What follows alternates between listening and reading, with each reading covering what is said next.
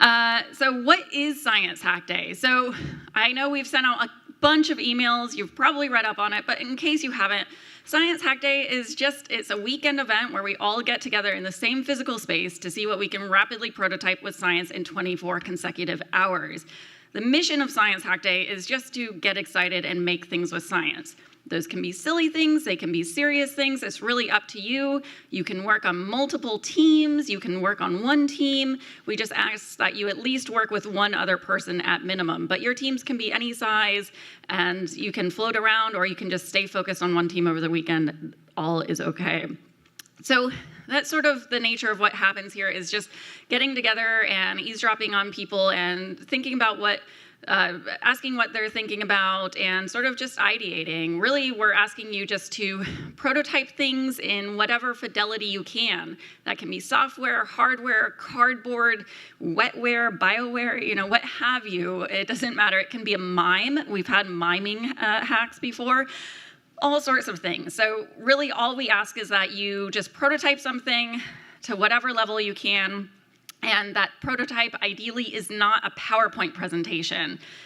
So if you need to present something at the very end that technically shows what you did in a PowerPoint, that's okay, but we ask that your hack itself not be a PowerPoint presentation about how you've got this great idea, but you didn't try and prototype it. So it looks a little chaotic here at first for the first few hours at Science Hack Day, as everyone's sort of just getting to know each other and figuring out what everyone is doing. You might feel a little bit like this. It's okay to feel like this all day today. It's okay to even feel like this all day tomorrow if you want. That's kind of the nature of Science Hack Day. You might not know the importance of things or how meaningful things are until after the fact, or you might work on something that isn't really important, but it's you playing around with something for the first time, and that's awesome too. So you might feel this way, but I'm here to tell you, you don't need to freak out like this. So it's okay if you don't know what you're doing. It's okay if you don't find a team for a while. It's okay to prototype something at any fidelity. It's all about eavesdropping and asking people what they're thinking about. So some of the hacks that have come through Science Hack Day, I wanted to walk you through. I'll walk you through just one example of a hack from each year. So in 2010, Matt Bellis, who is here today, wave Matt, he's a particle physicist. He came to our very first event in 2010 in San Francisco, and he made a hack called the Particle Wind Chime, which took data from the Large Hadron Collider, or actually from the Babar experiment here at SLAC. So it took data from an accelerator and a particle accelerator and then mapped it to sound, so you could begin to hear what particle collisions might sound like. Usually scientists only have visualizations of them, so he wanted to explore what particle collisions might actually sound like. Another fun one from 2011 was someone who wanted to make a typeface in which all the letters had equal wind drag. I don't know why, but so this is a makeshift wind tunnel that you're looking at here, and someone cut out the letters of each individual part of the alphabet and then recorded the wind drag of each individual letter and then made a typeface in which all the letters had equal wind drag. This was by David Harris, who also a physicist, but he was playing around with typography, and now he's gone on to get like a PhD from an art school. So he went, from science into art, which is just really awesome. 2011, one of our creepiest hacks was synesthesia. I believe there's a few people who have worked on this hack in the room. Liam Holt, I think, who was the lead on this, will be here later. Synesthesia tried to simulate a certain type of synesthesia where as you navigated different parts of the room, different parts of your face would start vibrating so you could begin to feel sight. So what they actually did is they took a bunch of vibrating speakers, sewed it to a mask, put the mask on someone's face, wired it up to an Arduino and a webcam, and so lighter or darker parts of the room would start vibrating different parts of your face, and you could begin to feel sight. 2012, this was Jello electrophoresis. If we have any bio-friendly people in the audience, electrophoresis is something you can typically do in the lab, but this group wanted to see if you could do electrophoresis using Jello. Please don't ask me to fully explain electrophoresis, because I am not a bio person, I'm more of a space person. But yeah, all edible biohacking sort of stuff. 2013, we saw a hack called Satellite Symphony, which took data of satellites. So you could type in any location anywhere around the world, and it would tell you what satellites were overhead. But then it put those satellites to music based on how far away they were and how fast they were moving. And then you could get a sense for how quiet or noisy it was over your head at any given time. 2014, we had a group create an interactive planetarium. So that planetarium used Kinect. If any of you are familiar with like the old gaming Kinect from Microsoft, that uses 3D scanning. And so you can sort of like move your hands and arms and legs around and get information about a planetarium and sort of stars and planets and how far away they are using your hands and feet instead of just observing it. 2015, we had a group create a card game around avoiding kidney disease. We definitely have some more morbid hacks that come through as well. But yeah, this was a fun game about learning about kidney health and how you can avoid kidney disease. 2016, we had a group do a hula hooping robot. We have Brent, who's in the very back, who was the lead on this team, do the hula hooping robot, and a few other people in the room too, I'm seeing. So yeah, this was actually a pretty difficult hack.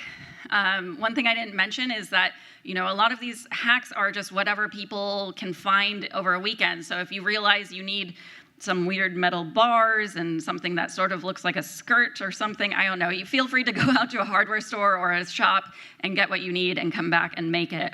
So they made this from all scrap parts over the weekend. 2017, I believe we have Janet in the room. Janet's over there.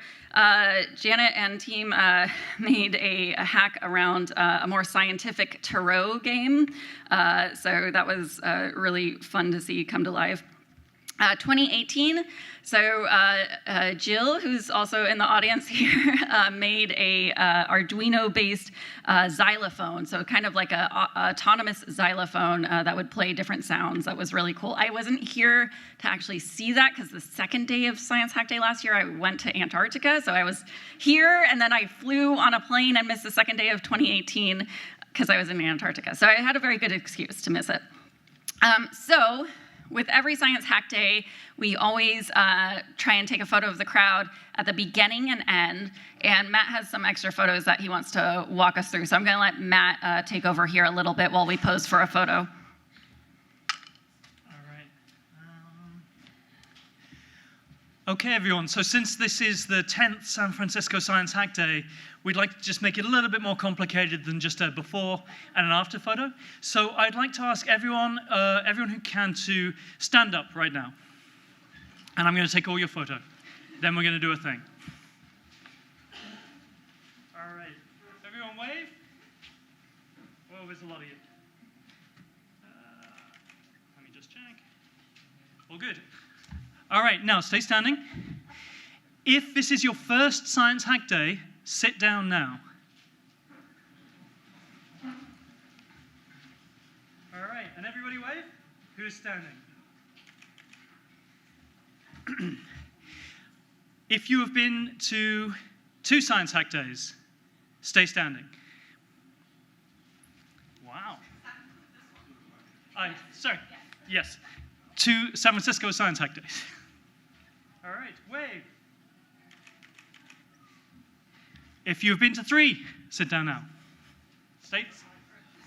I'm wrong. If you've been to 3, stay standing. If you've been to 4, stay standing. Wow.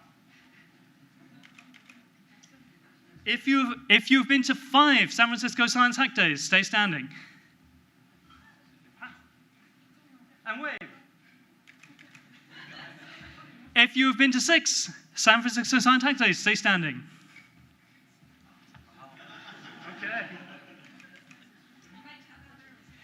7. Oh, there's still one over there. 8. Oh. 9. It might just be you. And all 10 San Francisco Science Hack Days. I am now sitting. Round of applause for San Francisco Science Hack Day old-timers.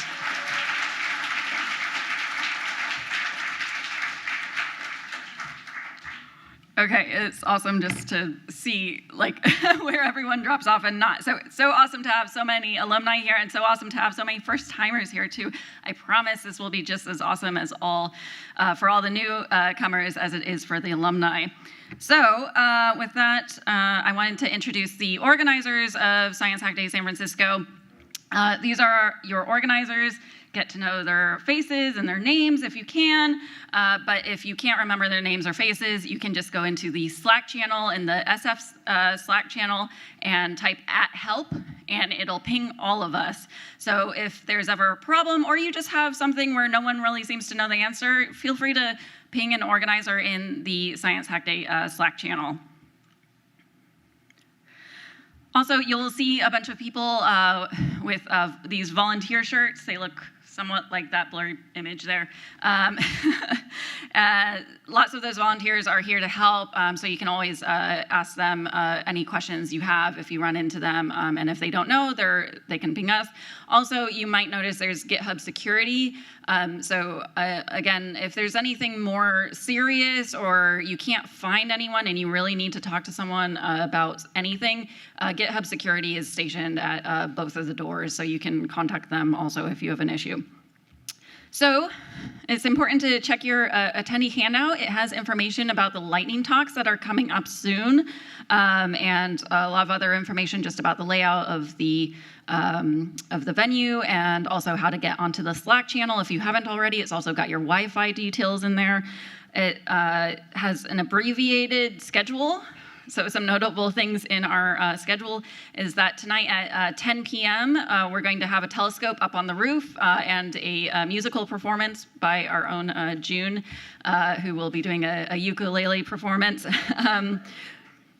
That should be exciting. At 9 p.m. tonight, we're going to try and do a video chat with Science Hack Day Belgium in India. So Science Hack Day in India is happening the same weekend as ours, so that will be at 9 p.m. tonight. That's not included in your schedule, but I'm letting you know now.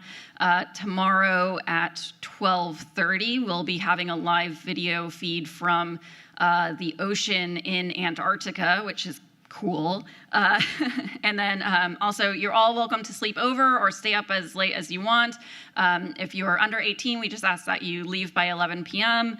Otherwise, you're welcome to just stay as late as you want. We lock the doors at 9 p.m., so you can leave between 9 p.m. to 9 a.m. Tonight. Just know that during those hours, when you leave, you can't get back in. We'll open the doors right back up at 9 a.m. tomorrow. And then also at 9 a.m. tomorrow, a reason to come, if you don't stay over, a reason to come back at 9 is that we will be playing a movie, the Apollo 11 documentary, which if you haven't seen is really beautiful and cool to watch. It came out this year. And also we will have a custom waffle bar, so that will be fun. So as I mentioned, lightning talks are in your attendee handout. Lightning pitches. This is an exciting thing to consider doing. Anyone can give a lightning pitch. And so lightning pitches can be, hey, I'm an illustrator and I'd really like to find a team who wants an illustrator, or saying, I've got a bunch of cool space data and I want to build a team around that. Anything you kind of want to shout out where you're looking for a team, or you've already got a team and you're looking for someone specific, what have you, you can line up. After the lightning talks, you can line up here at the main stage, and anyone who wants it, you can do a 42-second pitch. The lineup will be on that side of the stage. You'll notice we've blocked off this side of the stage that I'm waving at here. We don't want you to walk up on this side. Everything happens on this other side here. I don't want to say right, left, because I'll get it confused, and I don't want to confuse everyone else. So we will do lightning talks, and once all the lightning talks conclude, we'll all meet back here at the main stage and do lightning pitches, and then at that point we'll break for lunch. So some important notes about respect at Science Hack Day. This is really important to us. Be excellent to each other, really. Science Hack Day is an inclusive event based on treating all individuals respectfully, regardless of gender, sexual orientation, age, disability, ethnicity, national origin, race, religion, or lack thereof, body size, or software preferences. I know that's always a laugh, but sometimes that comes up. So please don't be nasty or mean. Be nice, be considerate, be civil. It's easy. Be open to adding people to your team. So even if you've got a team and you're like, we've got everyone we need, if someone is interested in joining your team, be open to that. And also kind of be welcoming, don't push people away. This is a really open, collaborative event. It's more collaborative than competitive. So try and be open to new people joining your team at any point. And try and think creatively about how someone could join your team. If you didn't imagine someone with their skill set joining your team, try and imagine how maybe they could collaborate with you still. Keep in mind that this is an all ages event. So I just say that with regard to how you conduct yourself and also the hacks that you make. Just keep that in mind. Etiquette. This is a leave no trace event. Please use the trash cans and clean up any spills. If your hack is messy, leave an obvious note so that it doesn't accidentally get thrown away. This has happened in past years where people have messy hacks that look like they might be trash. Leave a big note on it saying that this is not trash, please don't throw it away. It's important, but yeah, clean up any spills and everything. This is a volunteer-run event. We're not paid. If you don't clean up your spills, we're going to have to clean up after you, and we'd prefer not to have to do that. Ask permission before taking someone's photo. If you don't want to be in our general Science Hack Day photos, please direct message Matt B on Slack. He's the lovely gentleman who just took all of your photos. So if you don't want to be photographed or show up in photos, please let him know, and he will take care of it. Safety. No flames, no smoke, no fog, no drones. Fear the fire alarms, go outside. If you want to use drones, if you want to do flames or anything like that, we've had people who have made their own lava before. That's fine, just do it outside. Keep your shoes on. People spill all sorts of weird hack stuff over the weekend, so don't take your shoes off at any point over the weekend. It's for your own safety. If you haven't used a tool before, ask for help first. Dawn, we have a hardware area that is next to the kitchen area. And Dawn will be running that, and some of her volunteers will as well. You are welcome to use tools, but yeah, if you haven't used one before, just flag someone in the hardware area and ask for help first. Use appropriate protection, goggles, masks, earplugs. Be aware of others in your vicinity. First aid kits are located near the hardware section, near the kitchen, and by the entrance as well as a fire extinguisher. Hopefully we won't need those things, but they're there. Use a buddy system or call a Lyft late at night. So if you're by yourself, get a couple of people to walk you to your car or call a Lyft to take you to a BART. At nighttime, we just want you to be safe. If cost is a concern, where you could get a Lyft to the nearest BART station or wherever you need to go to get to the nearest public transit, and you can't afford it, let us know, any of the organizers. We will happily pay for your Lyft. We'd rather you be safe than not. As I mentioned, doors are locked from 9 p.m. to 9 a.m. Slack is a really important tool for Science Hack Day. As I mentioned, you can write @help in the SF channel to get the attention of an organizer. We're also really happy to help try and route you to different people or teams if you're having trouble locating people that you'd like to work with. Slack etiquette is what it says on the here. Join at slack.sciencehackday.org. Create team channels at your leisure. Local resources. So if you're someone who gets a bit overwhelmed and needs quiet time, that's totally cool. South Park is a 5-minute walk away. Mission Bay Library is a 5-minute drive away. You're welcome at any point to just leave the event and come back when you want.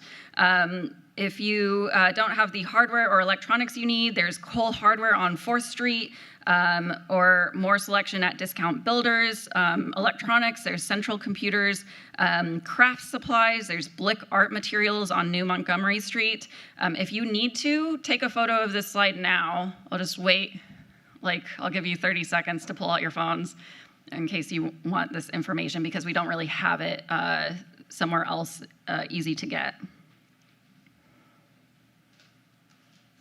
Okay. Demos. So the whole idea with Science Hack Day is that you build whatever you can, or you fail building whatever you can, and then you demo tomorrow afternoon, a 2-minute demo. Even if you're not successful or you tried to do something and just didn't come together, we still want you to enter a hack and give a 2-minute demo, and you can explain that it didn't work. So you will be entering your hack projects by 1 p.m. tomorrow at sf.sciencehackday.org/submit. That URL is in your attendee handout that you got at the front door. Each team gets exactly 2 minutes to demo. Tell us what your team did, even if it didn't come together. PowerPoint is allowed for showing what you did, but not allowed as your hack. So that's kind of what I was explaining earlier. Demos will begin at 13:37 on Sunday. We've been running this event for 10 years. This was like maybe even arguably a joke 10 years ago. If you don't know what 1337 means, it's like a hacking term, and I won't explain it, but you're welcome to Google it. It's really, it was silly 10 years ago, and we still keep it to this day. After all the demos, judges will quickly decide on awards, and we'll all vote for the People's Choice Award, where you all get to vote who had the best hack. Winners of all these different awards that judges are able to invent, and we have basic things like best use of data, best hardware, things of that nature. The award is you get an engraved science medal. It says Science Hack Day on the back. And I don't know, we have an award ceremony where we give you ribbons, much like the Olympics or something. Okay, so I'm running out of time. That's why I'm rushing through this. So, as many of you were aware, this is our 10th, and we're saying, for now at least, our last Science Hack Day in San Francisco. There are many different reasons for this, but this is at least the last one for now. There won't be another one next year. We have set up a postcard wall sort of in the center of the room that you can look for, where we're asking you to share your stories about what Science Hack Day has meant for you. So for alumni, you can talk about what Science Hack Day has meant for you over the years. If you're a newcomer, feel free to fill out a postcard at the end of the event. And we've got some tape and markers over there so you can put a postcard up on the wall. We'd really love to hear your stories and just get to know really what Science Hack Day has meant to you over time. So feel free to keep using the Slack channel year-round. We'll keep that open. We are still trying to figure out the best way to keep everyone in touch with each other and really keep this community together. Facebook groups hasn't really been great. Slack, not everyone always uses Slack, we understand. So if you've got ideas for how we can better stay in touch with all of you and how all of you can stay in touch with each other, feel free to email us, the organizers, your ideas. We're welcoming those. And we will let you know if we have any future reunion tours, so to speak. Drew, who is back in the cage way behind you running all the AV and at GitHub, and kind of our sixth organizer, really. He's awesome. He has been telling us that we will for sure have a reunion tour at some point. Don't know the details of that, but we are keeping that in mind. So finally, before I cut over to a couple of our sponsors to give quick talks, thanks to GitHub, Important Not Important, and Otaku Patrol Group. Those are our sponsors this year. They are providing you all with free food and the venue and things like childcare bursaries that we were able to offer this year. So really thank you to them. They help keep this event free and provide all this awesome stuff. Thanks to all Science Hack Day volunteers and organizers, past and present. We couldn't do this without all of them. This event is entirely run by volunteers, both today and year-round, so it's really a big effort. Thanks to Drew, as I mentioned, AJ and Kiana. They are our contacts at GitHub, and really they pull so many strings to help us have this event at this really awesome big space every year. And Drew especially has been fantastic in helping us organize everything, so thanks to them. And then finally, thanks to Mirabai, who is our captioner, who can hear us through audio. If we cheer loud enough, Mirabai can hear us. So we want to thank Mirabai also for captioning this event and being really awesome at it.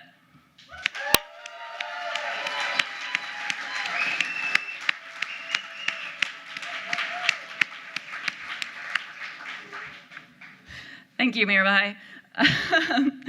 And so with that, with no time to spare, I'm going to hand it over to, I think, Drew to give a quick spiel about GitHub.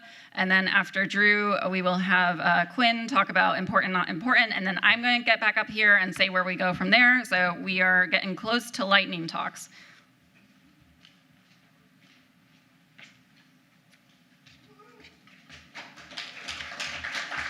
Hey everybody, thanks for coming. Quick show of hands, how many people know what GitHub is? Okay, great. Then, and for those of you who know what GitHub is, have you ever tried to explain it to anyone who doesn't know what it is? Would you like to come up? I'm just kidding. So GitHub is a website that people write software, people work together to write software on. There's a ton of open source on it. If you need software, you're probably either going to find it on GitHub or Stack Overflow. But I don't know much about it because I'm the AV guy. But if you have any questions, I can help you look at the documentation. We really appreciate having Science Hack Day here. I've helped for the 5 last ones, 4 of which we hosted, and it's super exciting.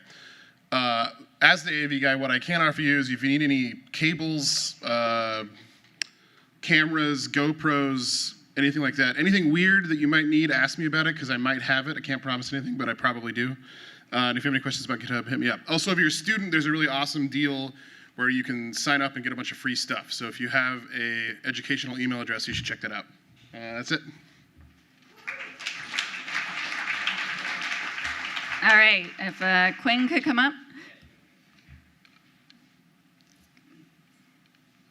Hi, everyone. Yep. What's up, guys? I'm Quinn from Important Not Important. My co-host Brian, who just got here, he went to the Lizzo concert last night and overslept our flight from Los Angeles. It was fantastic. So we're happy to have him here. Starting off. Hey guys, very happy to be here.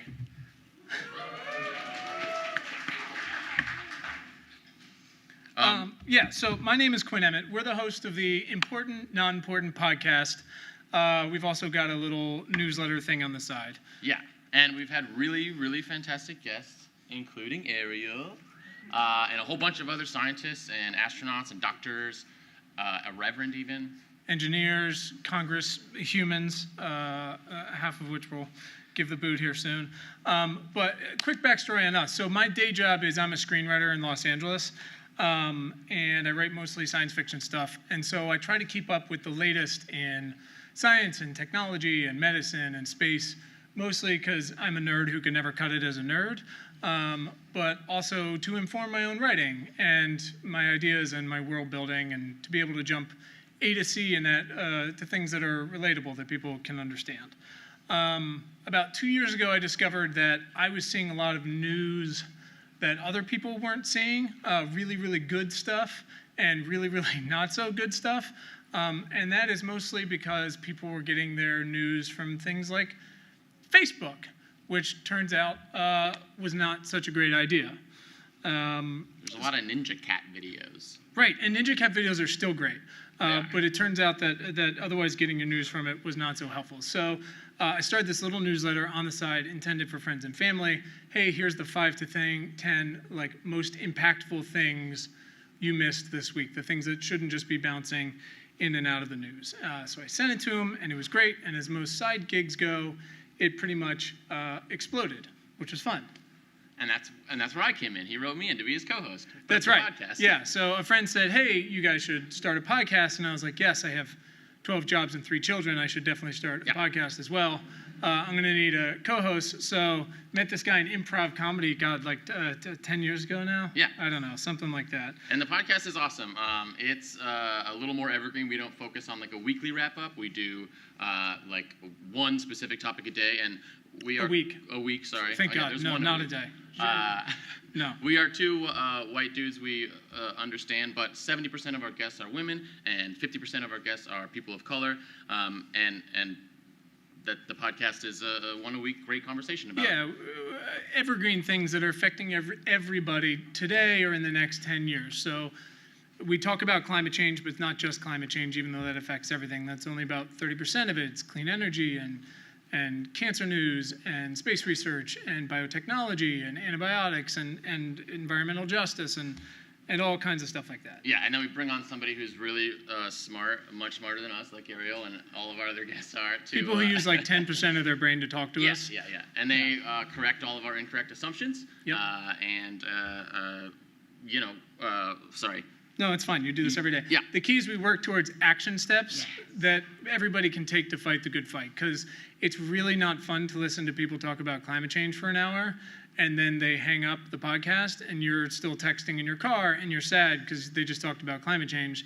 It's better when a scientist is like, here's what you should do with your voice and with your vote and with your dollar. Pretty specific stuff. So we feel like that differentiates a little bit. So we've done 80 of these things, which is crazy. Almost killed Brian. Yep. We almost won a couple Webbies, which was not expected. And it takes a ton of time, and I'm getting to the point here. It feels like we're doing something, right? I like to joke sometimes that one day my very small children, when everything is finally on fire permanently, will say, Dad, what did you do when the end times were here? And I'll say, I had a podcast. They will not forgive you. They've already they're like 6 and they're never going to forgive me. That's fine. That is truth. But in all honesty, like I said, neither of us were ever going to cut it as a scientist or a doctor, maybe as a reverend.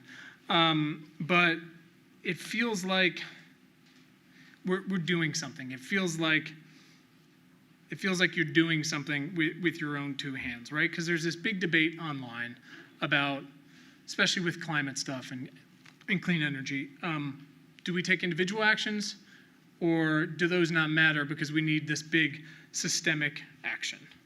And we come down in the center of that. There's this great scientist, and she's a wonderful scientist, communicator, Jacqueline Gill, and she said recently, and I'm going to quote this here, I both believe in the power of individual action and that our primary efforts should focus on enacting top-down changes so our options can catch up with our aspirations. And in the meantime, we can all do our best to work with what we've got. And we are here for that. Right, because it's actually very easy to feel very small in the face of climate change and international policy and cancer or how to drop battery storage prices. And those are the places where we're going to make the biggest dent. Right, but it still feels good to do something individually, whether it's, taking an electric scooter to work or starting to compost or, installing solar panels. Yelling at your city council member, Yes. running a 5K for cancer. Like, these little things do matter because you're starting to affect change with your own 2 hands.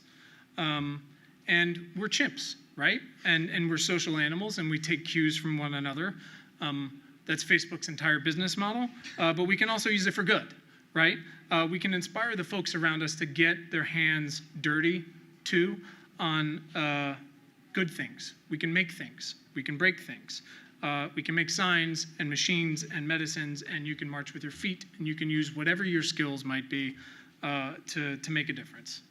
And coming together is very cool, and coming together in unexpected ways to fight for a better future.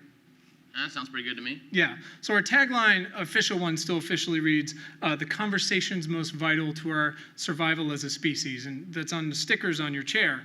It's a little tongue-in-cheek, but you get it. We're pivoting it a little bit now, and now it's bending the mother effing arc of the universe towards a more livable planet for you and me and everybody else. And it feels like more action-oriented, Yeah. that one, What we intended from the beginning. Right. And that's what you guys are doing here today. Right? That's why we identify so much with what Ariel and her crew have been building for 10 years, quite literally, with Science Hack Day. We're all a bunch of, with love, geeks, right? Yeah. Coming together Yeah. to see what we can come up with and to change the world and to, save the day, as silly as that Right. sounds. Right. You mentioned Apollo 11. It's the entire plot of Apollo 13, right? Failure is not an option. Which is funny because science is about failure. That's the whole point, is you're trying to prove your hypothesis wrong, right? But it worked for the movie and it fits then, and it sure as hell fits now. So that's why we're so excited to be here with you guys. Let's hack! Awesome. Thank you.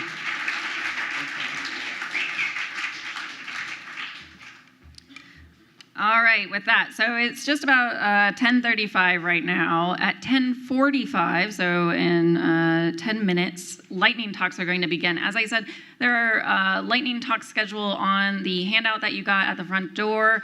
There are 3 concurrent lightning talks at any given time, so you'll want to decide which ones you want to go to. There'll be 3 different rounds of lightning talks, and then at 11:45, we will all be meeting back here at the main stage so that we can do lightning pitches. And again, anyone can do a lightning pitch, and we'll be having you line up on that side of the stage that I am pointing to right now. So any other housekeeping things I remembered are if you've got suitcases or sleeping bags or things that you want to kind of store, there is a bike storage area, a room that stores bikes, but you can put your suitcases and stuff in there. That is straight behind you up a tiny set of stairs, and security can help you put your stuff into the bike storage area. And with that, June, is there anything else I've forgotten? No, okay, so you have a little less than 10 minutes right now if you want to go get some coffee, juice, more food. Figure out which lightning talks you'd like to go to. Starting at 10:45, we will start on the dot, and then 11:45, again on the dot, we'll be back here at the main stage and do lightning pitches, and then we will go from there. Thank you. Hi, everyone. I'll be talking about machine learning tools for science hackers. I'm Stacy. For a quick show of hands, how many folks here know Python? Okay, great. How many folks know what computer vision is? Okay, and how many folks have done some machine learning? A little bit? Okay, great. So I'm going to go through the basics of computer vision and then object recognition, and focus on practical machine learning. So even if you don't have a background in any of this stuff, if you have basic Python, what you can get started with today, and then cover a few potential applications. I really care about climate change, so there's some climate modeling and satellite imagery examples I'd like to talk about. And then we'll have time for Q&A, and if we have more time or interest, we can go into more deep learning. So what do you see in these photos? Just shout it out, anyone. Fruit, people, no cats, great. Awesome, yes, exactly. Ooh, okay, awesome, yeah. So we can pick up on all of these features, which is super cool, but what a computer sees, right, is actually pixels, and they're indices on a grid, and they have a certain red, green, and blue value, but really it's just a massive grid of numbers and ultimately just a stream of bits. So computer vision is the process by which we parse those the same way that the human eye parses information, and we're extracting higher level information from these pixels or features. Like we said, colors, lines, shapes, and textures, for example. You can also, as you see enough of these, get more advanced and detect actual objects, like, here's a bottle of water, or see what's on that plate for breakfast. And you can also identify every instance of a person in a scene of a carnival like that. And even beyond that, going even higher, you could caption what's going on in an image. So a group of people are watching a talk, understand what's happening in the scene. And it's especially cool when you get to video, because then you can see actions over time. So how do we systematically extract this higher level information? Let's say we have a grid of pixels. It's a smiley face, super straightforward. What the computer's actually seeing, right, is a grid of ones and zeros, ultimately. And what we want to do is find that in the red spot, there's a vertical line, and in the blue spot, there's a diagonal line. Right? So you could think of those red and blue squares as a sliding window that's going to slowly go over our entire image. And when it sees a vertical line, it's going to pick up on it. And when it sees a diagonal line, it's going to pick up on it. And the way we do that is we basically have a matrix of numbers with higher values on the feature that we're looking for.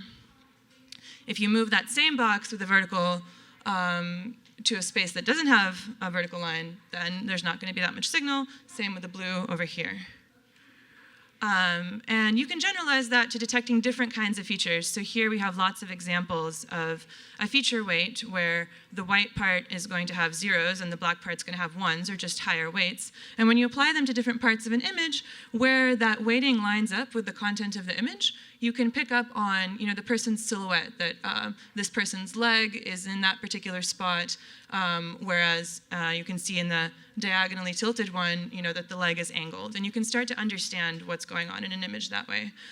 You can also apply this in more detail to faces and try to figure out where, the eyes and the nose are based on patches of light and dark. And so you can have lots of different arrangements of these feature weights. You can look for edges, you can look for lines, you can look for center surround, which is pretty cool. And of course, now we get the question of how many possible feature maps can we design? It's a lot, right? There's 2 possible values for each square, and right now we're looking at 3 by 3 grids at most, but potentially they could get much bigger. And in the general case, we call this a convolution. It's a sliding window that you move over an image and you convolve or multiply one of these representations of weights with what's in the image content. And if you do this for an image like this, you'll get a feature map that looks kind of blurry. Basically, it accentuates the edges or the lines in the input image. And if you do this lots of times with lots of different feature maps, you start to build up layers and layers of computation, each of which is basically a bunch of variables giving you a more and more complex function. But then you can use that to extract this higher level information in multiple passes and get to a pretty advanced understanding of an image. Before we go too far, this basic approach lets you do things like extract the colors in an image, find the edges in a photo, detect shapes, like this is a square, this is a rectangle, etc. You can do image segmentation. You need slightly fancier stuff for that, but basically parse out where the cat is, where the books are, where a human figure is, and also do visual key point detection or feature extraction in the general sense. You can see sort of where the lines are going. Again, getting fancier, you can do object recognition, scene understanding, captioning, facial recognition, medical imaging, etc. At the edges of cool stuff you can do with this, you can do things like map from one image modality to another. So you could look at cities in the daytime and see images at night. You can have a drawing of something like a bag or a pair of shoes and generate a realistic photo of it. You've probably seen some of the style transfer work where you can take a painting and a photo and apply the style of the painting to the photo. You can also extend this to augmented reality and overlay 3D structures that can fit correctly into the size and perspective of the environment. For robotics, you can obviously navigate an environment. We're getting better at this. There's touch-sensitive robots that can not only find the right color strawberry that's ripe enough, but then also pick it softly enough so that it doesn't break. And then envision robotics, looking at where plants are versus weeds that we don't want, and applying either fertilizer or water, or avoiding them. And at the very cutting edge, we have deepfake videos, real-time style transfer. You can make a video of any person, say pretty much anything, and it looks pretty real. We're generating faces. None of those 3 people actually exist, but it's getting harder and harder to tell. So all of this is advancing very quickly. And I'll just walk through another example. If we wanted to apply this learning of features to detecting shapes, say we want to detect that this is a star and this is a pentagon, etc. How might we think about this problem? What would we look for in the features? Edges, shapes. More specifically, like if I pointed to the triangle and asked you about it, like what kind of question would you need to, diagonal lines, okay. Diameter, yeah. Diameter's good. Yeah, so there's all of these questions, right? Is it blue or yellow? Does it have, and I didn't specify that was part of the question. For shapes, you would want to know the number of sides, let's say, right? And if you didn't know what kind of shape you were looking for, you might need to consider a ton of different questions. And this is especially hard if you go from different or from very simple shapes to much more complex photos, right? In the shape example, we have straight lines versus curves, color, number of corners, number of spikes, but we really have 2 to the number of features possibilities for what we could consider. And in photos, we have all of that plus artifacts of the camera, perspective, angle, etc. So the deep learning insight is, instead of figuring out which features matter, like writing out that we want to count the number of edges, that we want to look at these specific colors, we consider all the possible features. Let's say there's D of them, and then think of all of our examples as points in a D-dimensional feature space. So here we have color on the x-axis from red to violet, and then number of lines increasing to the top. And what we're really asking, if we want to learn something about the different images here, is how do we draw a line to separate 2 different classes of images? And if there's some hidden, there's some hidden class, we don't know how these cloud shapes differ from these, or these round cloud shapes differ from the spiky yellow-green shapes, right? What is the best line we can draw? Or what do we care about prioritizing when we draw it? We want to separate examples, we want to generalize to new examples, and potentially we want to keep it pretty simple. So we could draw the line like this, but that might cut off some examples. We could draw the line like this, but then if we get new examples, they might not really fit very well. And here's 2 ways that you could generalize to a line. You could either cut across it and be wrong in some places, but have the general direction right, or you could super tightly fit it, right? But then for new examples showing up, you're more likely to be off with, say, that blue line in the initial, and this concept is called overfitting, and this is something we struggle with a lot in deep learning models because they get really deep with lots and lots of variables. Oh man, okay, 2 minutes. Great. So practical machine learning. Deep learning is complicated and takes a long time to train. What is it really? It's a black box that takes exact inputs and converts them to exact outputs. So your machine learning API just needs to consider that, and you can do it on speech and text, and driving. To frame the core problem, you need to find some data, figure out if you need to pre-process it, define a model, and this is the part that I'm suggesting you sort of take an existing answer to, iterate on training and testing it, and then deploy it in your example. How to define a model? I would recommend going to Google, finding the best repo and reproducing it in your own training environment, and also considering traditional techniques because often they work just as well and they're much simpler to understand. sklearn is a great library for that. If you do need GPUs to train, I would check out Colab. They give you a GPU, and you don't need to worry about a lot of the setup stuff, although Docker and PyEnv are really good for that. There's also APIs on Google Cloud and Microsoft if all you need is a black box that tells you if there's a cat in your image. And for data sets, Kaggle is great. Here's a link to 50 best public data sets. Just going online is awesome. Quick plug, I'm running out of time. DroughtWatch is a data set of satellite images from which you can train to predict whether in that location there's enough forage for animals to eat. There's a climate model challenge that I think looks really cool if you want to get more into deep learning, and more generally a computer vision for global challenges data sets where doing the deep learning in computer vision is going to help you impact an actual problem in the world as opposed to just finding cats. And if you are iterating on a model, then Weights and Biases, where I work, is a great way to track what you're doing and actually record the variables, see all of your examples in one place, and collaborate with others. That DroughtWatch example is up on our website, and if you're looking for a hack, that's a good place to start. You can contribute back to the benchmark, and we'll track the best performing models. And then here's a list of resources for where to learn more, and I think that's it.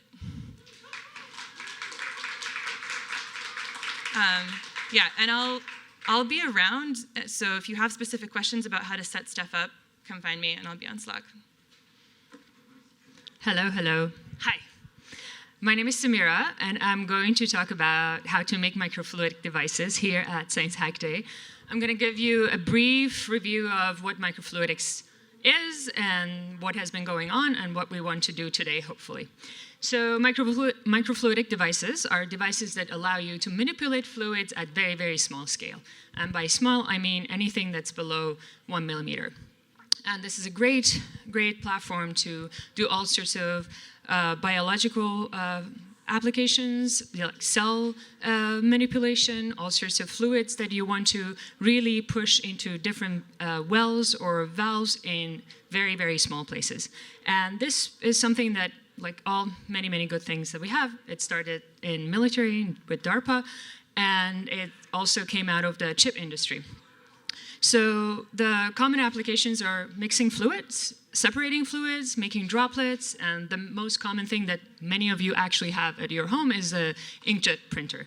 And these are a few examples that you see on top left. Imagine you have two different drugs, you want to mix them and create those droplets, and then you can collect them. The one next to it is actually a way to get proteins outside of cells. It's a way to mix cell with this specific juice, secret sauce, and then you get your proteins. Down below, you see that you have different sizes of droplets or cell types, different cell sizes, and you can actually sort them throughout the channel. And this is actually one of those very, very important applications. These days, people are looking into all sorts of cancer diagnostics using this technique of sorting for specific sizes, knowing that, oh, this cancer cell is this size, it is available in this amount of fluid, let's flow it and see if we have actually a significant presence of that kind of cancer. And those examples that I showed you, those were all built in a clean room. These examples that you see here, these are 3D printed. And SLA 3D printing. On top, you can see you're mixing 3 different fluids. And in the middle, you have a more gradient driven fluid mixing happening. And basically, these are all very cheaply printed and fabricated, but we don't have access to an SLA printer, unfortunately, here. So we're going to come up with our own technique. The most common materials that you see in fabrications are usually silicone and glass, and then it's either, and then you use PDMS. PDMS is just a long-ass chain of polymers. You cross-link it with something else, and it solidifies, and it becomes solid, and it's pretty easy to use and flexible, but still is not as cost-effective as we wanted. It's something that in academia, it makes sense to basically use PDMS. But in high throughput or in like actually underdeveloping countries, if you want to have a diagnostic chip that is valuable or it's going to be reproducible easily and cheap, PDMS is not a great option. Another one that a lot of people would love to see is actually a paper-based one. If anyone wants to take a stab at that here, I'm happy to help, but those are also very difficult technologically, not material-wise. Anyways, so this is a conventional technique in clean room. You have a silicon wafer, which I have here. Sorry.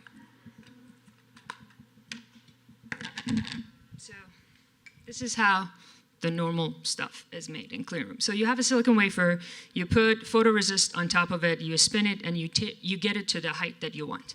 And then you put a mask that basically has the 2D image of the microchannel, whatever fluidic channel that you have imagined. You put the mask on it, and then you shed UV light. And UV basically cures the parts that are, there's no mask, and then the part that it's black and it's masked, it doesn't polymerize, it doesn't develop. And then you can wash it, and then as you can see in the bottom, then you have the negative of your channel basically sticking out and showing. Then you pour PDMS in D, you can see. You pour PDMS on top of that, and then you solidify it, you peel your PDMS, and then you put a glass on one side, and then voila, you have your channel, and it's great. I have a bunch of samples here. Basically, this is how it would look like with all the connectors, and this is where the channels are.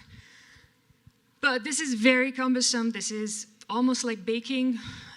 So coming up with your own recipe is a difficult thing, but we want to do something cheaper. This is my first meme, people.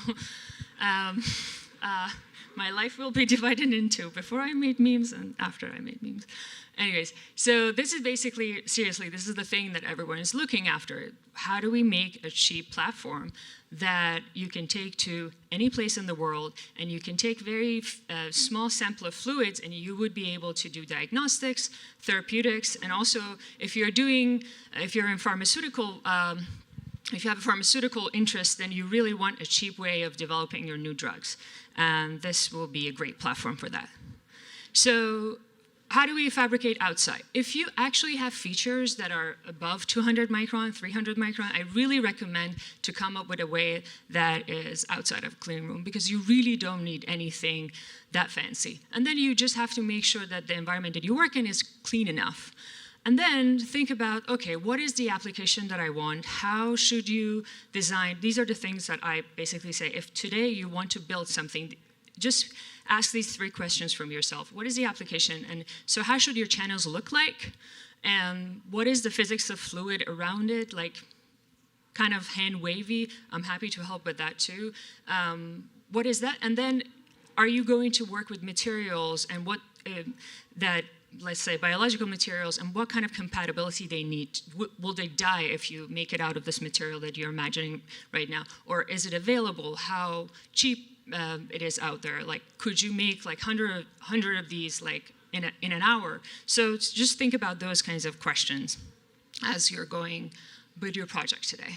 So I am giving you an option. Option 1 is, let's say you draw your whatever is your schematic into CAD, and then laser cut. This is a fun thing that I actually brought.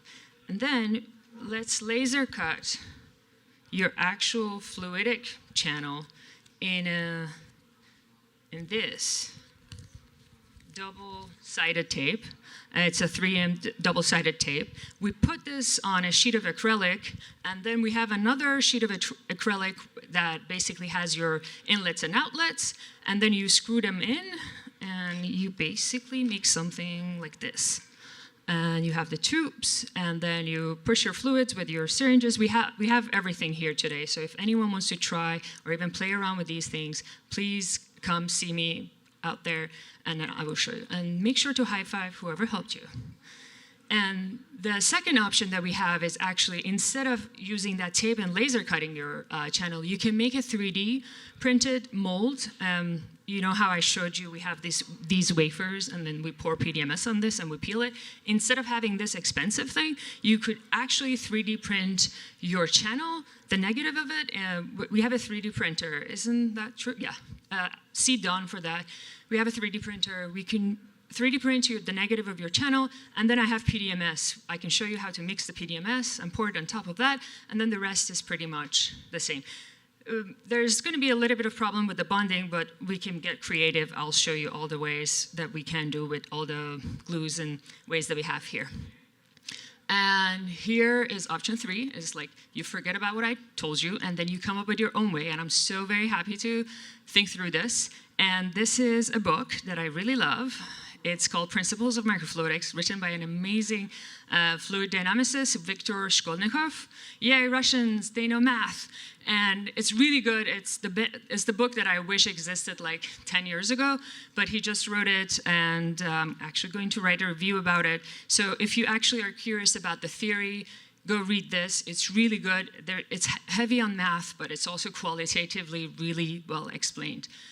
So yeah, with that, I will take your questions or mosey on and give my talk to Alex, or Marlene.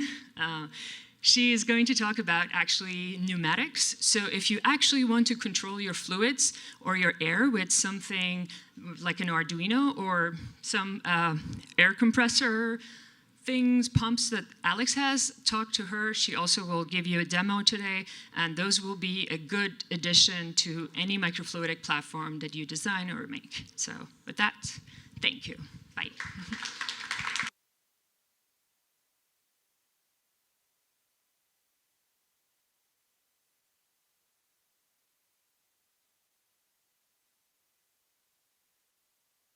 I'm going to say one more thing. Sorry, that was a lie. Okay, this is a tree that is used for mixing 2 different fluids. very, very slowly and with different gradients, as you see. So this is an amazing thing. So come take a look at it from up close. And I love this. I got all of these things from Stanford Nanofabrication Center yesterday. I got very lucky. Mary Tang, she lent them to me so that I could show it off to you guys.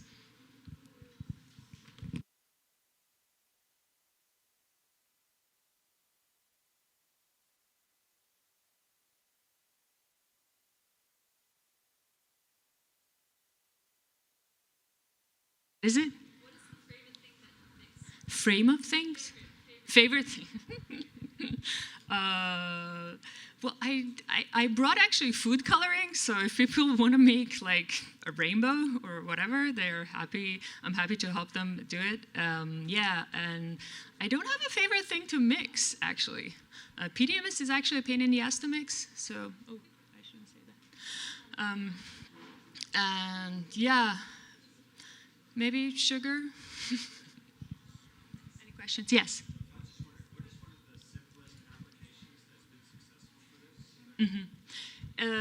One of the simplest applications that I can think of on top of my head is actually making custom designed drugs. But this is not something that's out in the market, but you're actually able to make these very, very fine-tuned droplets carrying specific drugs, each one, and it goes through different channels, different processes, and then you can actually have like 3 different drugs in one droplet. And that emulsion is something that is not easy to make in a large batch or in your, you need to have access to manipulation at a very small level. Any other questions? Hello, everybody. What's up? My name is Alex Clow, and I am going to tell you about how to use programmable air to program pneumatic systems with Arduino. So this is a system developed by someone not by me, or his name is Amitabh, and it works on an Arduino Nano, and it's designed to help people build soft robots, but also things like microfluidic systems, like Samira was just talking about. So I've written up a quick getting started, which you can actually find at bit.ly/progair if you want to check this out later on. All kinds of useful stuff beyond the kind of default getting started, although I also link to that. But I want to first introduce you to what the system does, and I'm going to switch over to the camera here. And so this is the system. You've got an Arduino Nano at the top here. And then also you have 3 NeoPixels, which are programmable RGB LEDs. You need a separate Arduino library for that you can get from Adafruit. The instructions are in the tutorial. Here you have a couple of motors, and those basically, this one pushes air into the system being this tube that you can connect to whatever. And this one pulls air out of the system. And these are hooked up to these 3 valves. So these 3 valves basically allow you to direct the air that is being pushed into or pulled out of the system. And not only can you do that programmatically, but also each one has its own little button that lets you open it in case something's going wrong or you want to test without having to write a bunch of code already. So that's really useful. And then also, the other end of the tube here is attached to a pressure sensor on the board, and that allows you to measure the pressure inside of the system, which is really useful. And so actually the sketch that I have loaded up here right now is a pressure sensor sketch, and I have a syringe attached to the system. And what I'm going to do is I'm going to create neutral pressure, and the LEDs go off. This is an example tutorial that's in the Arduino IDE, and we're going to go through that in a second. If I depress the plunger and push air into the system, or increase the pressure, it gets brighter and brighter as the pressure increases. Then I let off the pressure and it slowly dims. And if I do the opposite, then it turns blue, brighter and brighter and brighter as I make it a vacuum, and then release it, and it slowly goes back to neutral. And there's all kinds of cool stuff that you can do with this. I covered most of this stuff already, but just so you know, these are valves 1, 2, and 3 in the programming. And also on valve number 1, there's a lure lock, which is useful for connecting to syringe tips and things like that. And in the kit, if you get that, I'll show you where to get it. You can get all these extra little doodads. Like it comes with some pretty simple, like little tiny zip ties and like some little tube connectors and also this syringe. And also this 3D printed spreader, but you could also print that yourself. So this basically takes one sort of air stream and splits it up into a bunch so you can pump air in or suck air out. And there's some really cool robotic grippers that you can make with that. If you fill it with coffee grounds, sure, I'll talk about this right now.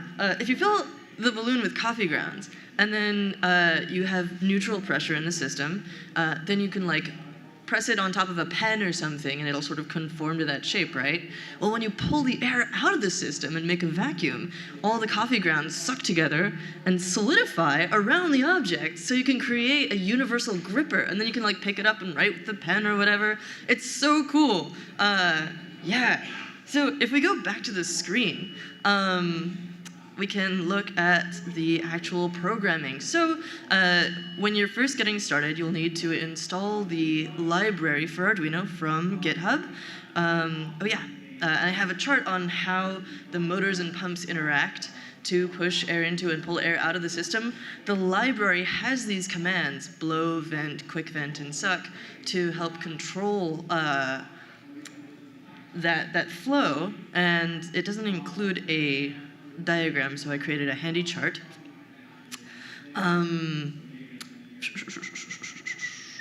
Yeah, so you go to GitHub and you grab the library, and then you open up Arduino, and you choose a very specific board. You have to choose the Arduino Nano with the old bootloader, and then the examples will show up. That's a weird thing that I didn't know at first. And then I'm gonna see if I can do this on the just on the screen in front of me. Hard mode. So there's an example sketch that goes through sort of the basic functions, you know, turning the pumps on and off, and then like the 4 different commands, vent, blow, suck, and vent quick. And then just manually triggering the valves. That one I think is pretty boring. Here's the pressure sensor one that we just looked at. So this is using the NeoPixel library. And this is where you vent all the air out of the system to begin with to create neutral pressure. There is this is if you want to read the atmospheric pressure at the start, but they have a default value that it expects as well as like neutral pressure. And then this is the code for turning the NeoPixels on and off. And then I created a strange program because what I wanted to do with this is make a little sort of meditation timer thingy. If you remove this and attach the little spreader guy, I can inflate and deflate this on a timer, and I'm also controlling the little LEDs. You won't be able to see that, but that's fine. And showing on the LEDs which stage it is. So it's going to inflate, which is going to make a bunch of noise with the motor, unfortunately, but then it's going to just like slowly open the valve and like vent the system. And I'm also going to show you what happens when you push, when you do that with the buttons manually, because that's cool too. So I'm just going to hit upload on this sketch. Oh, actually, yeah, it would kind of make sense to go to the camera for this again. Nice. Very nice. Oh, wait, what? Oh, cool. Yeah, so it's for 10 seconds it's going to inflate, then it's going to hold for a couple seconds. And I was putting this inside of a sock so that it looks a little cooler. I don't know, this is kind of cool though. But then if I get impatient, I can just vent it really quick by pushing 2 of the vent buttons. These LEDs also light up to indicate when each valve is open or closed. So now I can just... It's making a really satisfying hissing noise right now as well. So I could see this having like musical applications as well. Yeah, let's see, how much time have we got? We're actually pretty good on time. Wow, I expect this to take longer. I have an interview with the creator of the kit as well. Amitabh, who is super cool and really enthusiastic. So that's another reason that I think this kit is exciting to support. You can get it on crowdsupply.com, but I have this one here, and I'm probably not going to use it this weekend, so I want to lend it to someone. Unfortunately, I have to take it back. But then all their example code is on GitHub. They also have all their open source hardware schematics, everything about the PCB, so you could actually make your own. But I don't know why you would, because it'd probably be lots more expensive. And then also, as a side note, I'm really interested in recycling PLA from 3D prints and also doing telepresence robots as like sustainability measures. So if anyone wants to talk about that, please get at me also. But yeah, in the meantime, let's look at the valves and motor things. So yeah, like I mentioned, you can swap these pipes around, these tubes around, but also it has some default configurations. And the blow command basically opens up this valve, which lets air be routed from this pump, pushing out air through this valve into the system. The vent valve opens valve 1, and that basically pushes air out through this lure lock. It just allows it to slowly exit the system. Vent quick actually turns on this to also vent it out through the lure lock, but then it turns it off and opens this valve, which allows this pump to suck air out of the system actively. And then suck just does that, where valve 3 is open and it's being sucked out like this. So does anybody have questions right now? Yeah, what's up? How's my day going? It's going pretty great. I really like being able to publish stuff and share cool technology and help people build stuff, so that's really exciting. What's up? Why does it work? So I don't know if you've ever seen a bag of coffee grounds that was sold in a store that was vacuum packed, but it basically feels like a brick. If you bang on it, it gets really, really hard. And it's basically the same idea. You're just creating that brick dynamically, and it takes the shape of the balloon and whatever else is around it. And so therefore, if you mash it onto a pen or whatever, when it solidifies, because you pull the air out, it forces everything to compress, right? Because the balloon is a flexible membrane, and it's just gonna, when you suck the air out. So then the coffee grounds compress around whatever the object is, and it'll it grabs it. If you can do it with your finger and stuff, it's kind of unnerving. I should have put some of the videos up. There's some really great demo videos that Amitabh has. I might have thrown them in the interview, but if not, I'll put them at the bottom of this tutorial. And again, the tutorial you can find at bit.ly/progair, or just find me. And I would love to hear more questions, because then I can make the tutorial even better. I know, so evil. Any other questions? Cool. Well, we did pretty great on time here. I almost feel a little guilty, but we could try live coding something if anyone's interested. What should we do? There's another... Oh yeah, this is actually the jamming gripper. If we can get hold of some coffee grounds, we should totally try this weekend, because I have the code right here. And it just pulls the air out of the system pretty simply. So if anyone wants to do that... Oh yes! Demo video, let's do it. Shush. Oh, the other cool thing about this kit is that it has a power switch in the line to the motors and valves, so that you can easily just turn it off if it's being annoying during your talk. So, I wonder if I can make this bigger. And begin. Big. Big. Cool. Yeah. That went really fast. Let's try it one more time. So right now the balloon is at neutral pressure, and then you pull the air out of the system and it sort of just grabs around that thing. I don't know if that's super clear, but hopefully it helps. Yes, documentation. What?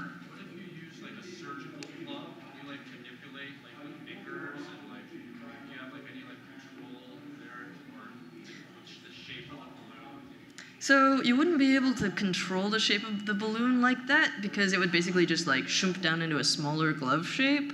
But you could definitely, there's definitely ways, right? I can see if you had like, maybe,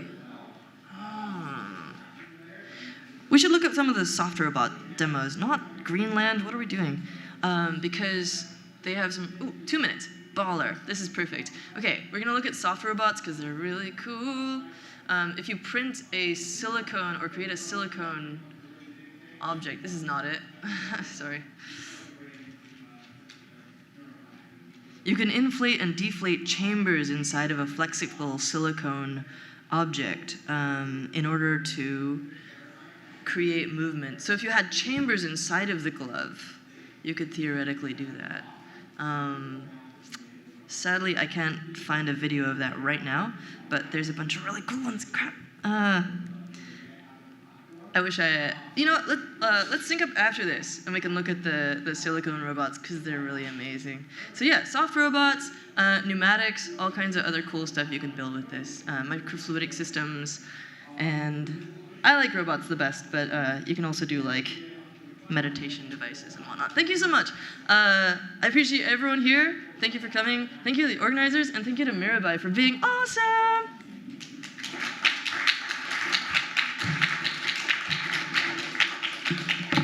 By the way, Mirabai works on an open stenography project. That's why they're able to type so fast.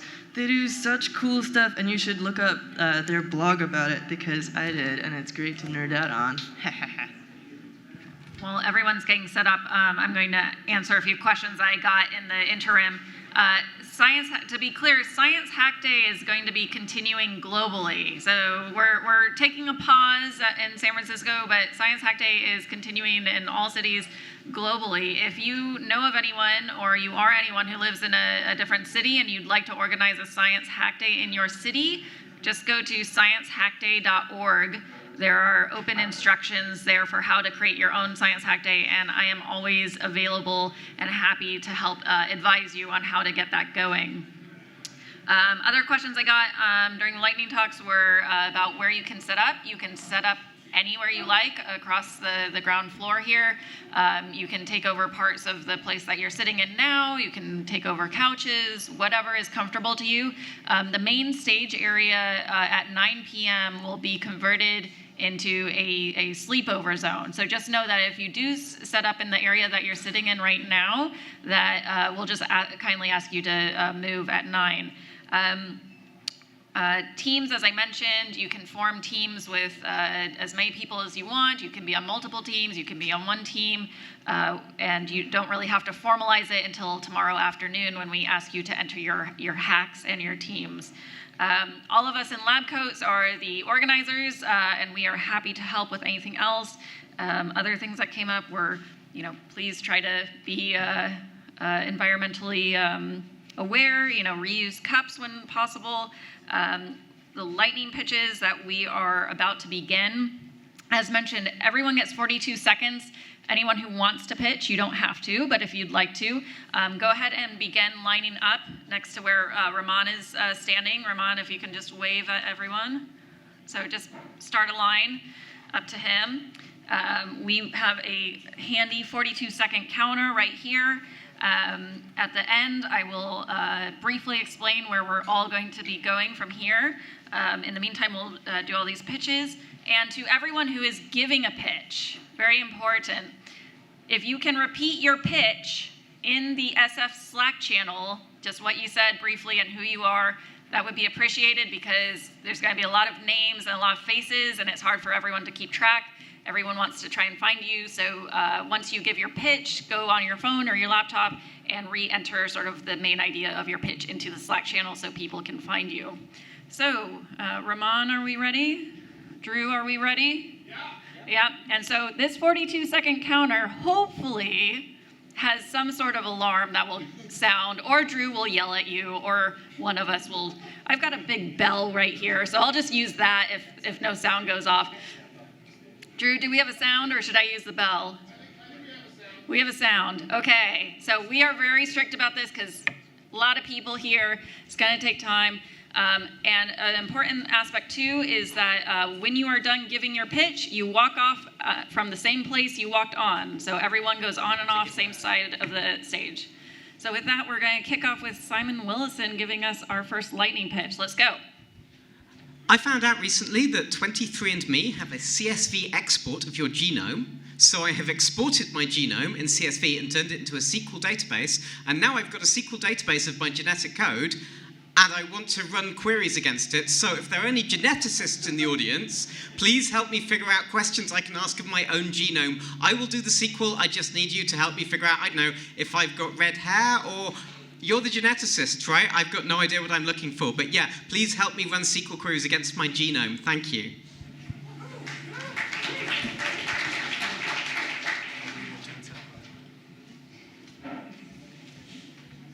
Hi, I'm Yeled. You can find this on the tables over there if you want to join me.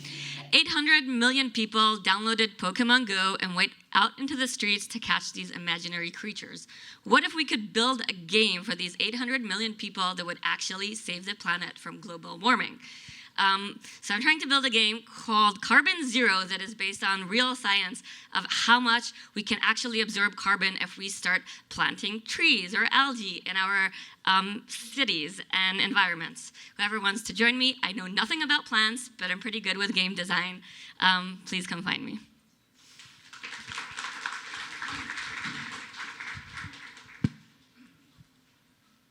Hi everyone, I'm Elliot Gillum. I'm the principal investigator of a project called Laser SETI, which is trying to be the first all-sky, all-the-time SETI project to search the sky for laser pulses that come from outside the Earth.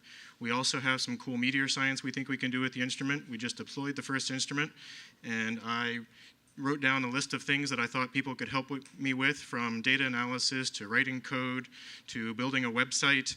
That the project needs a website, and I just haven't had time to build it. So there's all sorts of things you could do to help out with Laser SETI, or if you just want to know what the heck it is, then come by over the couch over there and happy to talk about it. Thanks very much, and hurry science.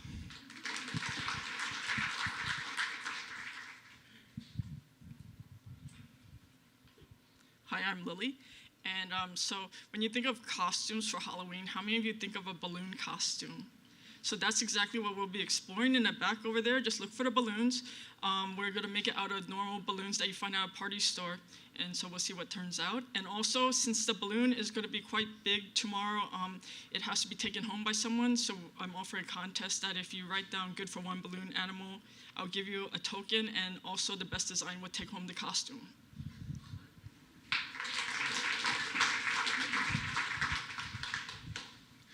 Hello, my name is Jay Freeman. I developed Cydia, the alternative to the App Store for jailbroken iPhones. So if you have, ignoring focus and resolution, if you have the ability to see in all directions from a point, you can simulate any camera lens that's, you can simulate multiple cameras pointed in multiple directions. I've brought multiple programmable 360-degree cameras. If you have a project to be interested in working with some of those things, come talk to me. But additionally, so the iPhone 11 Pro has got a new 120-degree wide-angle camera. The wider you get, the weirder it gets. I'm interested in exploring usages of the overcapture from that with different computational transforms in order to provide just essentially a better wide-angle photograph.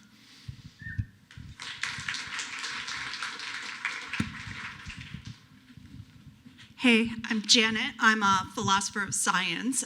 So I want to offer a skill if a team should want it, which is if you'd like an ethicist to weigh in on what you're hacking and how you're hacking it, I'd love to help you with that.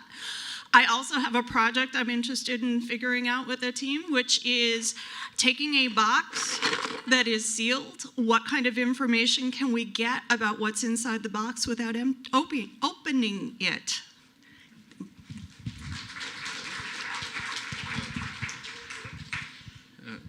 Good morning, afternoon.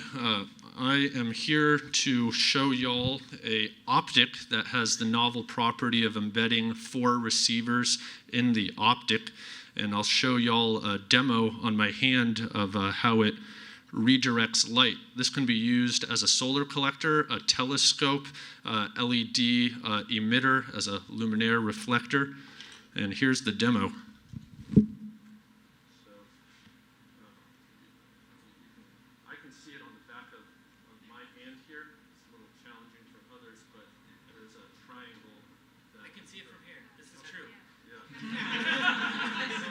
There it is, redirecting light.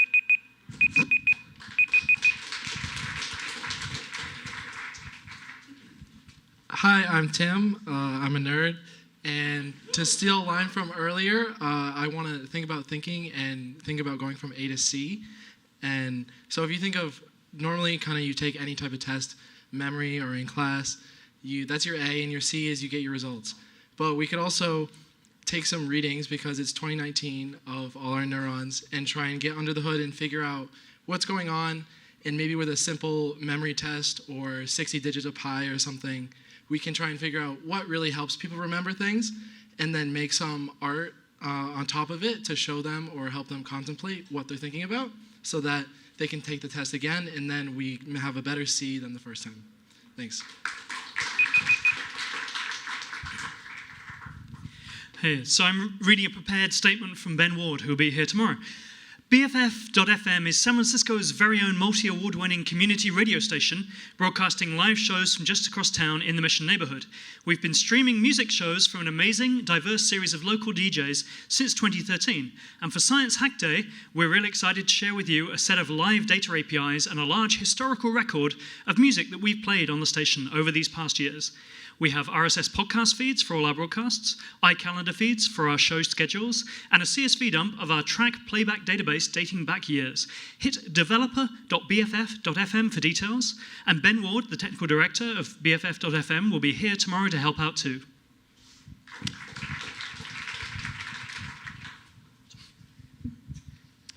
Hi, all. I'm Evan, and we're gonna try and do some sort of data sonification thing with a modular synthesis, or a modular synth, Eurorack, 2 Raspberry Pis and an Arduino. We don't know exactly what we're thinking about yet, but something with like oceanic data maybe, or economic data, or possibly both. Possibly particle physics data. But yeah, we're gonna take all of these things and we're gonna connect them all together, because I'm pretty sure that's how you win the Arduino game. So if you wanna do that, come talk to us.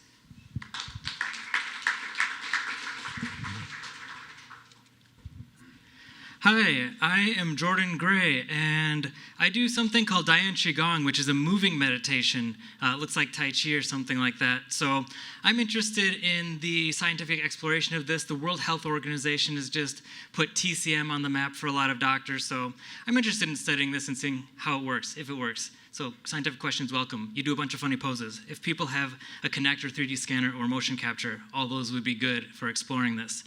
I'm also doing an experiment that's been running for 10 years called Codeme. It is an art and tech organization, and we shape the future through play. We're doing a conference in the same space next weekend, and I've got flyers for that. If that sounds curious or interesting, modular synthesis art, etc., come talk to me. And 4, 3. Okay, we don't have to do that.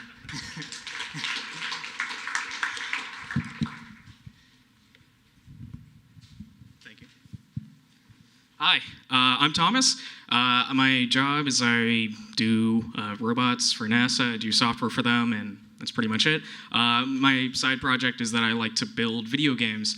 So who plays video games here? Just a quick show of hands. Great. Who knows what citizen science is? Okay, a little less. I want to do something kind of like Galaxy Zoo, only we build it into a video game. So we actually gamify the world around the Galaxy Zoo interface. So the idea is that you exist inside of a game world that you explore, and you classify galaxies. Maybe you classify flora and fauna as you explore. So if that sounds interesting to you, and if you want to build a video game, find me after. Thanks, guys.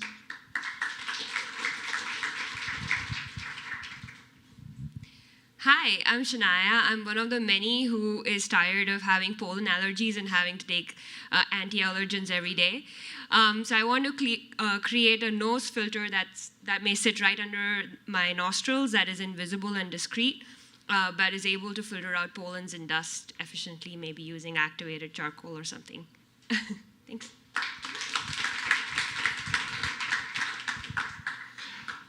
Hey, I'm Andrew. I don't have a fully formed idea, but I want to play with ultrasound between laptops. I think we can do timing well enough, even in JavaScript, to get distance between pairs of laptops. and maybe get a bunch of laptops and figure out their three-dimensional relationships, and then do spatial audio of some sort. Like imagine a sound coming from different parts of a room that's consistent. I also have about 40 of these Pluto coasters. If anyone would like one, come find me. I'll be sitting over by the kitchen.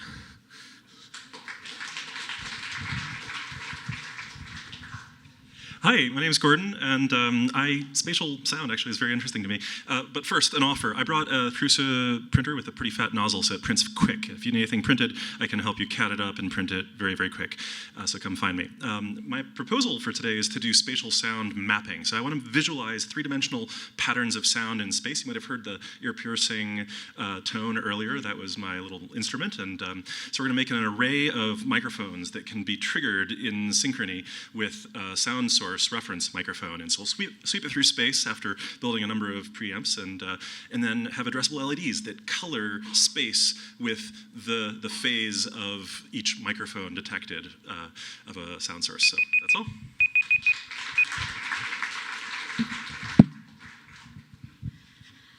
Hi everyone, my name is Laura, and I know there's probably lots of doctors in the room, but I'm offering my skill as a practicing medical doctor with expertise in internal medicine and palliative medicine, which means I care for patients with a range of complex, serious illnesses. And so if you'd like that perspective informing any of the work that you're doing, please feel free to hit me up on Slack.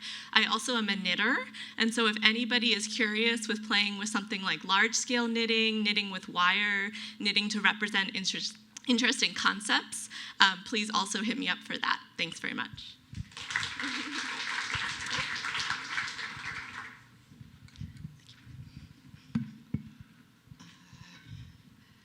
Hi, my name is Shannon, and I'd like to work on taking Alex's programmable Arduino using compressed air to make a solid electrocapacitive device, so like a supercapacitor out of, say, graphene, hopefully, if I can bring that in to Science Hack Day. So if anybody would like to help me out, hit me up on Slack. It's SA Fumi, and I'm also interested in helping people with climate science modeling, so all things carbon, and yay.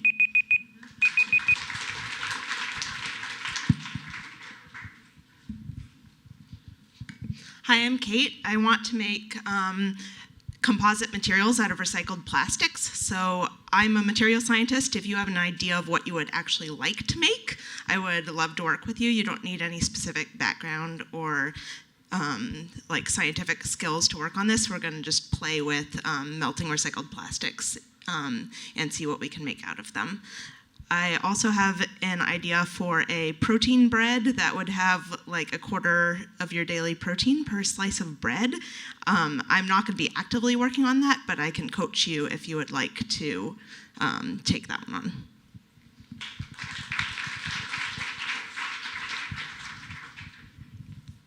Hi, I'm Brent. We brought a few things this year. We have some parabolic mirrors and some imaging equipment to do some Schlieren photography to visualize airflow or different densities or different gases in the air. We also brought a bunch of solenoids for doing water control to create a wall of raindrops that we can synchronize the position of all the drops and then strobe it to get some 2D visualizations of that pattern. So if you want to join in any of that stuff or have other ideas to use any of this gear, we'll be over in the middle somewhere. Thank you.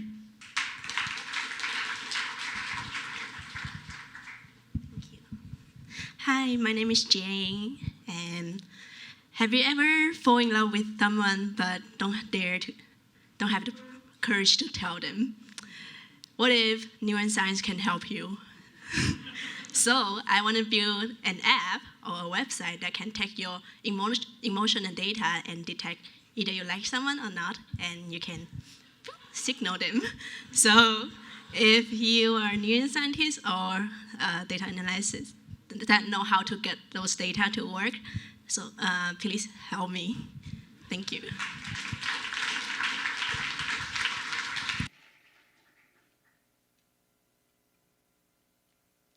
Okay, one moment. Okay, if anyone wanted to give a lightning talk and you didn't, raise your hand right now and come up to the stage. Yep.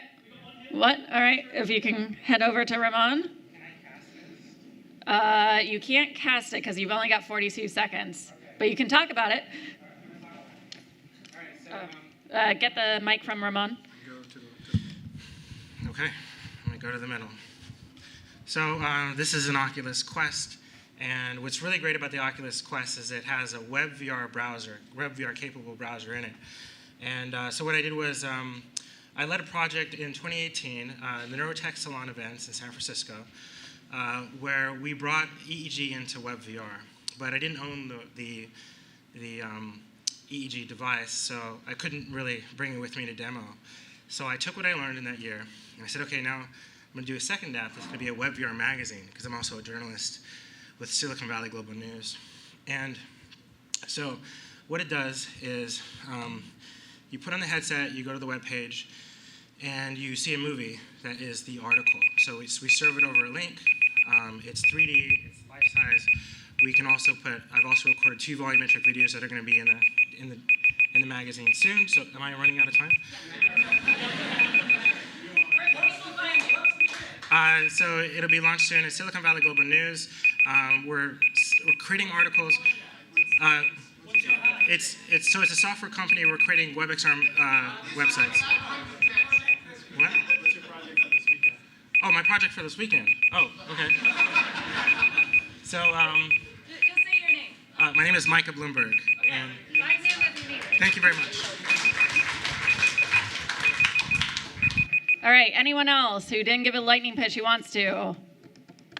Okay, so a couple of things we're going to do first. One is since we kicked off this morning, there's like an extra 75 people here. So we're going to do another photo. We're going to stay seated for this, so hopefully we can see everyone this time. If you are in the back, if you could like mosey on over a little bit into the middle so that we can include everyone in this photo. If you don't want to be included in the photo, I guess you can turn around and Matt will take over from here and I'll come back up. And Drew, could you lower the stage lights up front?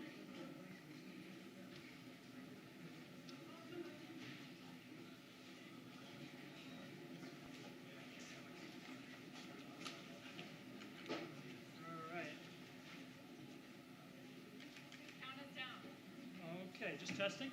All right, so we can all wave and smile in 3, 2, 1.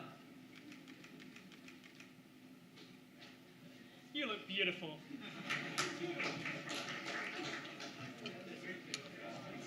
Okay, so where you go from here. So don't go just yet. Wait. About to kick it off. So lunch will be from around 12:30 or so, but right now I have a request because a lot of you are new, a lot of you haven't met each other yet. So if you can take the next couple of minutes and just introduce yourself to your neighbor if you haven't already, please do that now. And with that, I will say hacking can begin. Thank you.